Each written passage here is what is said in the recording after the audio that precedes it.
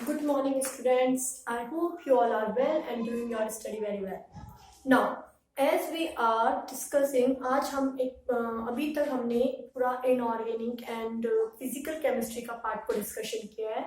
आज से हम हमारे लेक्चर्स के अंदर, हमारे वीडियो के अंदर ऑर्गेनिक केमिस्ट्री के पार्ट को डिस्कस करना शुरू करेंगे। नाउ, जब हम ऑर्गेनिक केमिस्ट्री की बात कर रहे हैं तो सबसे पहले हमें पता होना चाहिए कि व्हाट इज ऑर्गेनिक केमिस्ट्री, कि ऑर्गेनिक केमिस्ट्री है क्या। तो देखिए, ऑर्गेनिक केमिस्ट्री की यदि हम बात करें तो ऑर्गेनिक केमिस्ट्री जो है वो कहाँ किसकी स्टडी है? It is a study of organic substances, कि जितने भी ऑर्गेनिक सब्सटेंसेस हैं उनकी रिएक्शन क्या है, उनकी क्या क्या प्रॉपर्टी है, उन सबको की स्टडी जो है जिस ब्रांच ऑफ साइंस में की जाती है उस ब्रांच ऑफ साइंस को ही हम क्या बोलते हैं? ऑर्गेनिक केमिस्ट्री बोलते हैं। अब बात आती है कि ये ऑर्गेनिक सब्सटेंसेस क्या है। हमने ये तो डिस्कस कर लिया कि branch of science in which we studied about the organic substances, ठीक है। तो अब ये ऑर्गेनिक सब्सटेंसेस क्या है? तो ऑर्गेनिक सब्सटेंसेस क्या होते हैं? ऐसे सभी कंपाउंड, ऐसे सभी molecules that are obtained from any living organism, या फिर they can obtain from any organic, they are the organic product. Okay, it means they are obtained from any living organism, यानी कि किसी भी लिविंग ऑर्गेनिज्म की body से जो हमारे को ऑब्टेन हो रहा है, लिविंग थिंग से हमें जो भी चीज मिलते हैं वो क्या कहलाती है? ऑर्गेनिक कंपाउंड्स कहलाते हैं। और ऑर्गेनिक कंपाउंड्स की स्टडी ही हमारे को क्या कहलाती है? ऑर्गेनिक केमिस्ट्री कहलाती है। अब ऑर्गेनिक सब्सटेंसेस लिविंग सब्सटेंसेस से कहते हैं जैसे बहुत सारे बार, यानी कि लिविंग ऑब्टेन फ्रॉम, या कि they can present, we can say they can present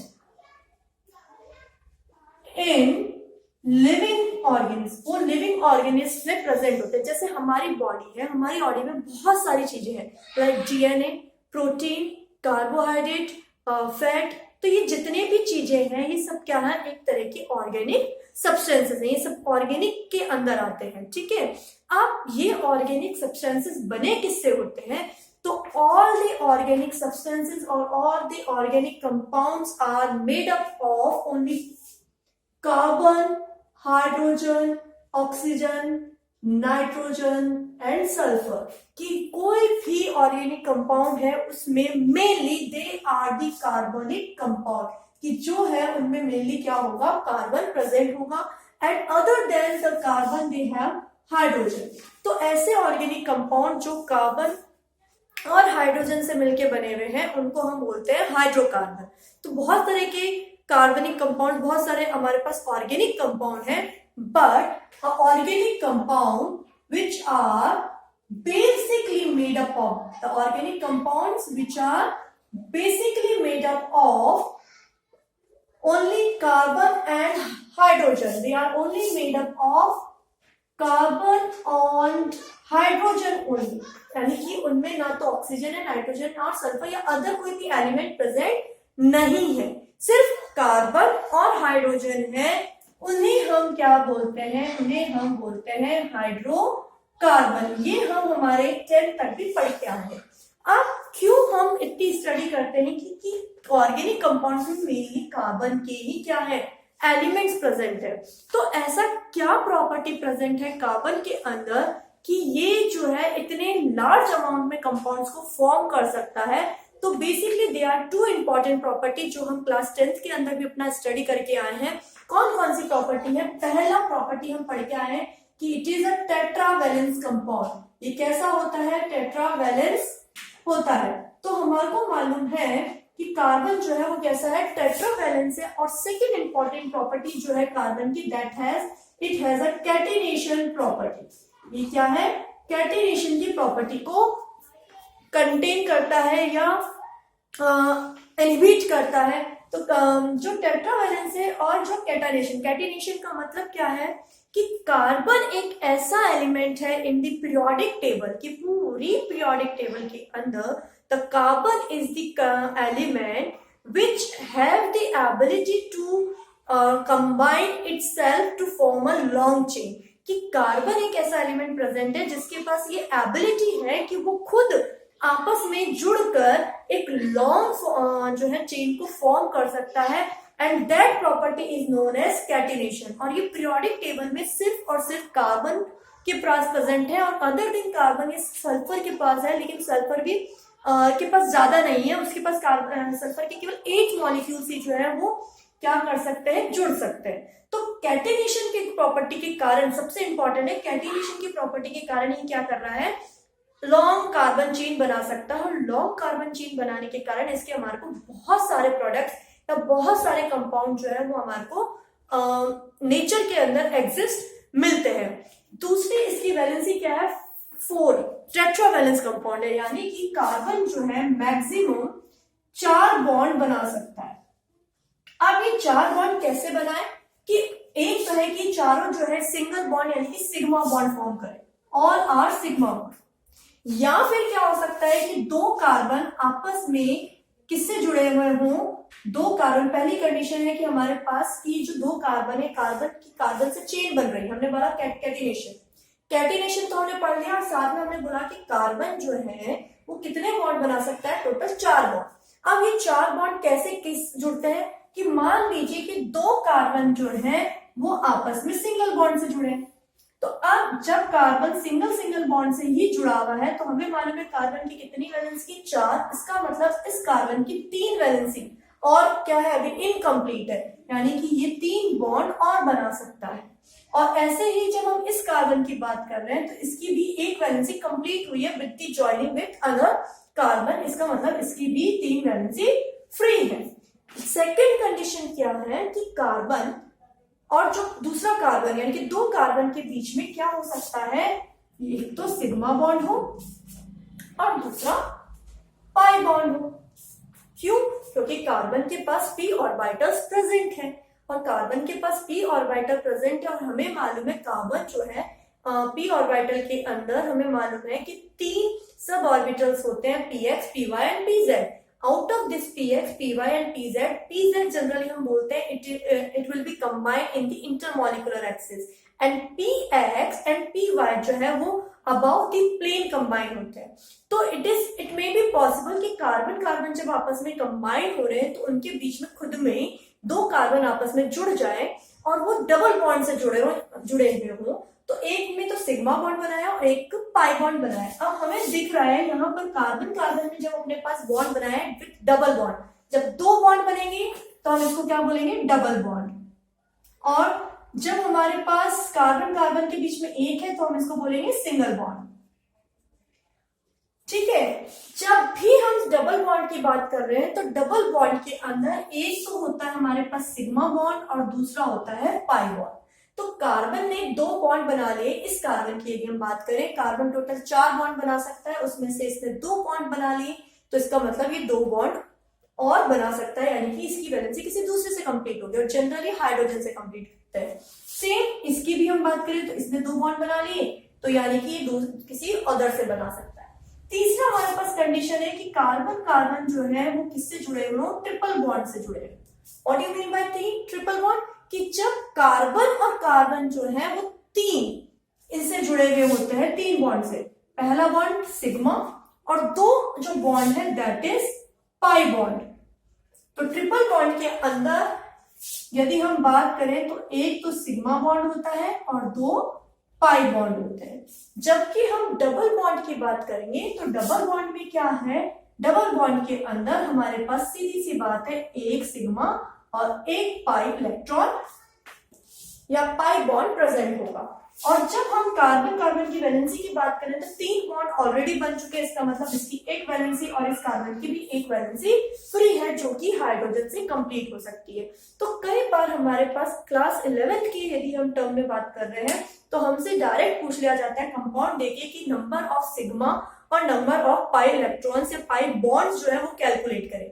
तो पाई बॉन्ड हमेशा ध्यान रखिएगा, डबल बॉन्ड के अंदर एक पाई प्रेजेंट होता है, और जहां भी ट्रिपल बॉन्ड होंगे उसमें 2 पाई बॉन्ड्स जो है वो प्रेजेंट होंगे, उसके अकॉर्डिंग हम उसको कैलकुलेट कर सकते हैं।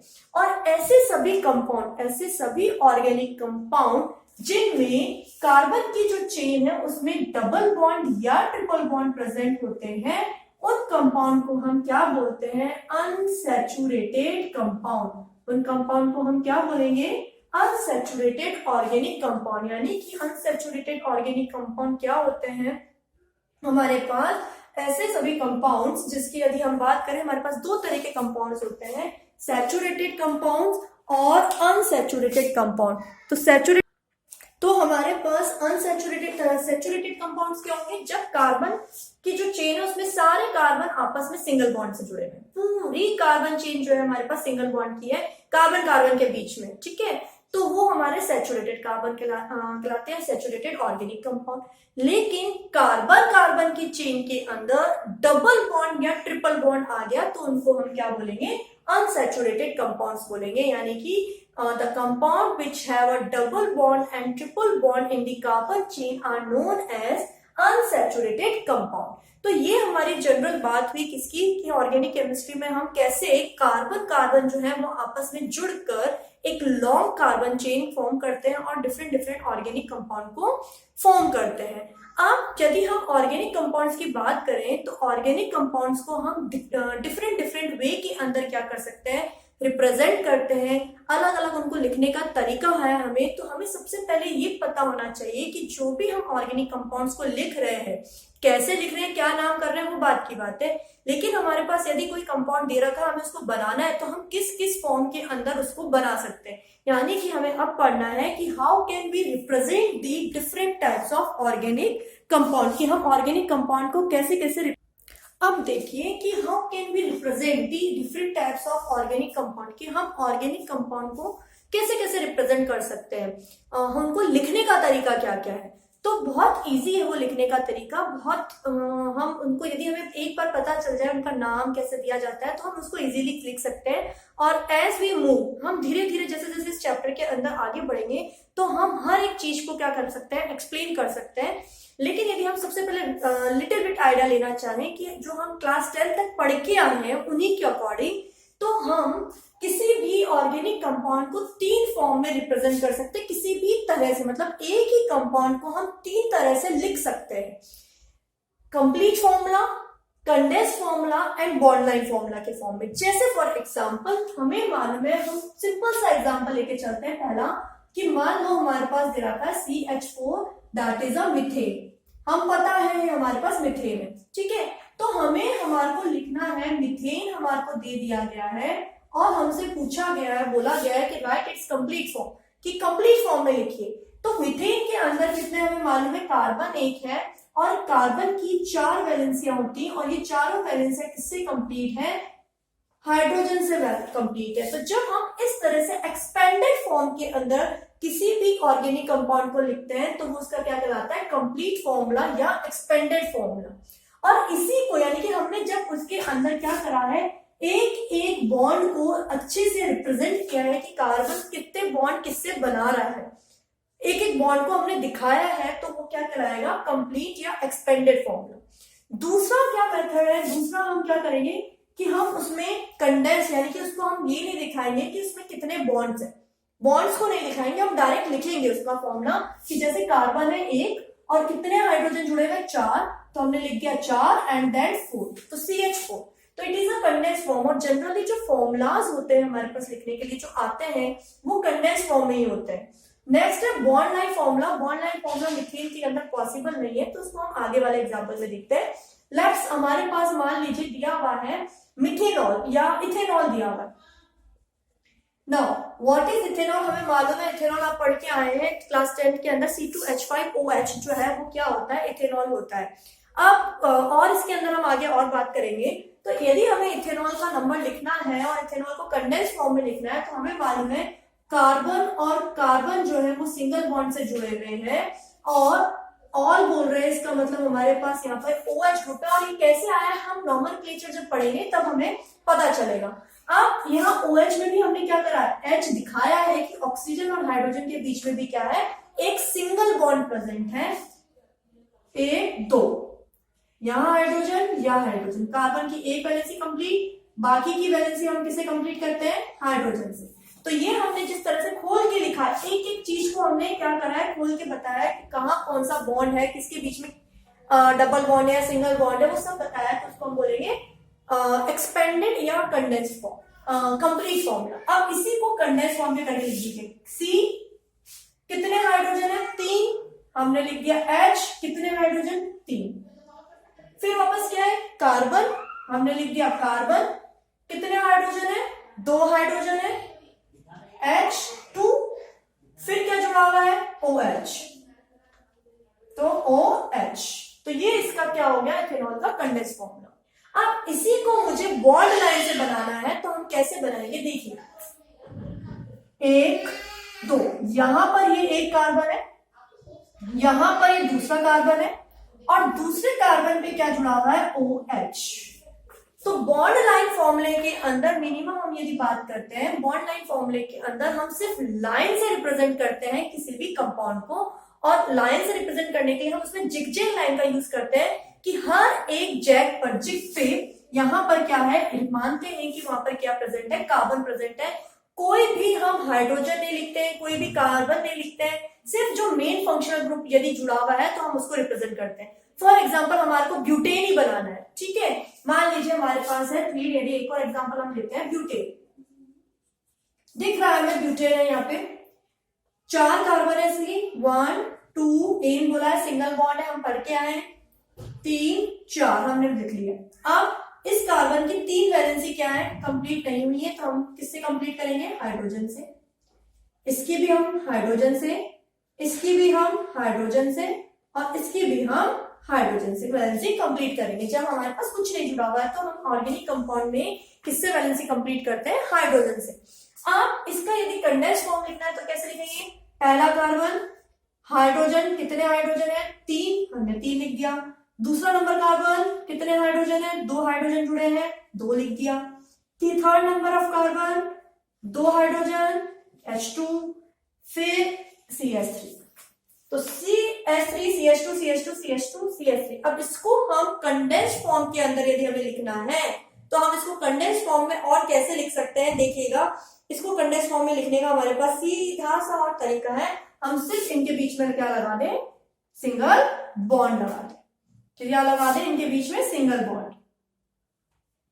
तो इस तरह से हम क्या लिखते हैं? कंडेंस फॉर्म के अंदर लिखते हैं। अब इसका मुझे बॉन्ड लाइन बनाना है, तो हमें क्या करना है? 1 2 3 4, पहला कार्बन, दूसरा कार्बन, तीसरा कार्बन, चौथा कार्बन, ये ब्यूटेन का क्या हो गया? बॉन्ड लाइन फॉर्मूला हो गया। मान लीजिए हमारे को ब्यूटीन दिया हुआ होता, फॉर एग्जांपल हमने मान लिया क्या दिया हुआ है? ब्यूटीन, ठीक है, ब्यूटीन दिया है, हम पेपर इजी लेते हैं, प्रोपेन दिया है, और प्रोपेन का हमारे को क्या दिखाना है? बॉन्ड लाइन दिखाना है। तो हमने क्या करा? 1 2 और 3, क्योंकि हर एंड पे क्या है? 3 कार्बन होते हैं, एक कार्बन रिप्रेजेंट करता है। यदि कोई फंक्शनल ग्रुप नहीं है, यहाँ पर फंक्शनल ग्रुप था इसलिए हमने OH लगा दिया, यहाँ कुछ नहीं लगा हुआ, इसका मतलब यहाँ पे कार्बन को गिना जाएगा। तो फर्स्ट कार्बन, सेकेंड कार्बन और थर्ड कार्बन। प्रोपीन बोल रहा है, इन का मतलब डबल बॉन्ड, हमने यहाँ पे एक और लाइन खींच दी, ये हो गया डबल बॉन्ड। तो ये हो गया bond line formula of propene, ये प्रोपीन का बॉन्ड लाइन फॉर्मूला हो गया। जनरली हम जब ऑर्गेनिक केमिस्ट्री में काम करते हैं, जनरली जो हमारे साइक्लिक कंपाउंड है, जो हमारे साइक्लिक कंपाउंड है, उनको हम बॉन्ड लाइन से दिखाते हैं। जैसे फॉर एग्जांपल यदि मुझे साइक्लोहेक्सेन लिखना है तो मैं इस तरह से लिखूंगी बॉन्ड लाइन के फॉर्मूले, ठीक है। या मुझे साइक्लोहेक्सीन लिखना है तो मैंने ये हो गया हमारा साइक्लो, ये तो हो गया हमारे पास साइक्लोहेक्सेन, और ये है हमारे पास साइक्लोहेक्सीन। तो जनरली हमारे जो साइक्लिक कंपाउंड है, साइक्लिक ऑर्गेनिक कंपाउंड्स हैं, उनको हम बॉन्ड लाइन फॉर्मूला से लिखते हैं, और जो हमारे ओपन चेन कंपाउंड्स हैं उनको हम जनरली कंडेंस फॉर्म में लिखते हैं। तो कंडेंस फॉर्म जनरली यूज, ऐसा नहीं कि आप इसके फॉर्म में नहीं लिख सकते, आप इसकी फॉर्म में लिख सकते हैं, ऐसा कुछ नहीं है, लेकिन जनरली जो है ओपन चेन कंपाउंड जो है, या एलिसाइक्लिक कंपाउंड है, या एलिफेटिक कंपाउंड जो है, उनको हम रिप्रेजेंट, जो हमारे पास बुक्स वगैरह में लिया जाता है, वो कंडेंस फॉर्म में लिखा जाता है। और जो हमारे पास साइक्लिक कंपाउंड है वो हमारे को किस फॉर्म में लिखे जाते हैं? जनरली बॉन्ड लाइन फॉर्म के अंदर लिखे जाते हैं। एक्सपेंडेड फॉर्म को हम इनिशियली यूज करते हैं जब हमारे पास समझना हो, उसको देखना हो, तब हम रिप्रेजेंट करते हैं। अदरवाइज जब हम जनरल अपनी प्रैक्टिस में आ जाते हैं तो हम उसको कंडेंस या बॉन्डलाइन के फॉर्मूले में ही लिखते हैं। तो this is all about the how can we represent the different type of organic compound. In the next lecture we will learn about the classification of organic compound, कि हम organic compounds को कैसे classify करते हैं, and then we will learn about the nomenclature of the organic compound. Thank you so much.